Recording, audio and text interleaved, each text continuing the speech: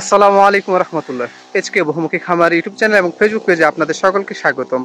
সম্মানিত ভিউয়ার্স, আপনারা দেখতে পাচ্ছেন যে স্প্রে দেওয়া হচ্ছে। কি স্প্রে দেওয়া হচ্ছে এবং কি কারণে দেওয়া হচ্ছে এটি এখন আমরা আপনাদেরকে বিস্তারিত শোনাবো। আসসালামু আলাইকুম। ওয়ালাইকুম আসসালাম ওয়া রাহমাতুল্লাহি ওয়া বারাকাতুহু। আপনি কাঁধে করে আজকে মেশিন দিয়ে স্প্রে করছেন, তা কি স্প্রে করছেন? আমরা দিচ্ছি এখানে তুতে এবং চুন স্প্রে করতেছি। আমাদের হলুদে কিছু ছত্রাকে আক্রান্ত হয়েছে, আপনারা দেখতে পাচ্ছেন যে পাতাগুলি আমার একটু মরে যাচ্ছে। এই কারণে আমরা তুতে এবং চুন স্প্রে করতেছি।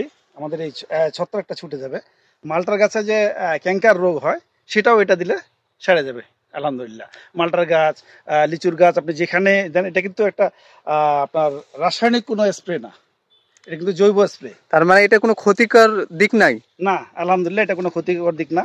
আপনারা সবাই নিজ নিজ বাগানে যারা রাসায়নিক মুক্ত চাষ করতেছেন তাদের যদি এরকম ছত্রাক আক্রান্ত হয়, হলুদ গাছ হতে পারে, মালটা হতে পারে, বা অন্যান্য গাছ হতে পারে, আদা হতে পারে, তাহলে আপনারা তুতে এবং চুন নির্দিষ্ট পরিমাণে মিশ্রণ করে স্প্রে করবেন।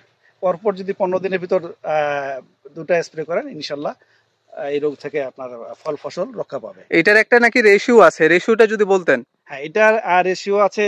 আমরা যদি স্প্রে আকারে করি তাহলে আমরা ধরেন 1 কেজি যদি তুতে নেই, 1 কেজি আমরা চুন নিব, পাথর চুন, যে চুন দিয়ে বাড়িঘর রং করা হয় সেই চুনটা নিব।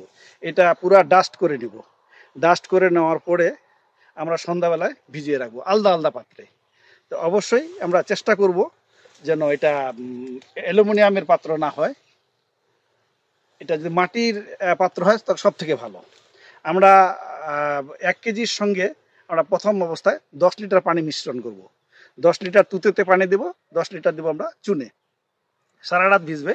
সারা রাত ভিজার পরে পরের দিন আমরা আরও 80 লিটার পানি এক জায়গায় এক পাত্রে নিব। সেই পাত্রে তখন চুন এবং তুতে সমাহারে একসাথে আমরা দুই দিক থেকে ঢালবো। ঢালে একটা কাঠি দিয়ে, সেটা অবশ্যই কোনো মেটাল নয়, বাঁশের কাঠি হলে পারে ভালো, বাঁশের কাঠি দিয়ে আমরা নেড়ে দেবো। নেড়ে দিয়ে মিশ্রণ হয়ে যাবে। এই মিশ্রণটা আমরা 2 ঘন্টার ভিতরেই গাছে স্প্রে করব। এটা যত তাড়াতাড়ি সম্ভব স্প্রে করা যায়, এটা সংরক্ষণ করা যায় না। আপনি যদি বেশি সময় নিয়ে নেন তাহলে আপনার কার্যকারী ক্ষমতাটা হারাবে। এটা মানে জৈব স্প্রে, এবং এর ফলে আপনার মালটার অনেক সময় পচন রোগ হয়।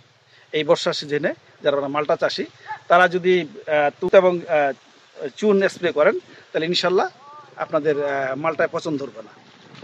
অসংখ্য ধন্যবাদ প্রিয় ভিউয়ার্স, আশা করি আজকের ভিডিও থেকে অনেক শিক্ষণীয় কিছু শিখলেন। আমাদের সাথেই থাকবেন এবং আপনার প্রাকৃতিক চাষে উপকরণ পেতে চাইলে স্ক্রিনে দেওয়া নাম্বারে যোগাযোগ করবেন।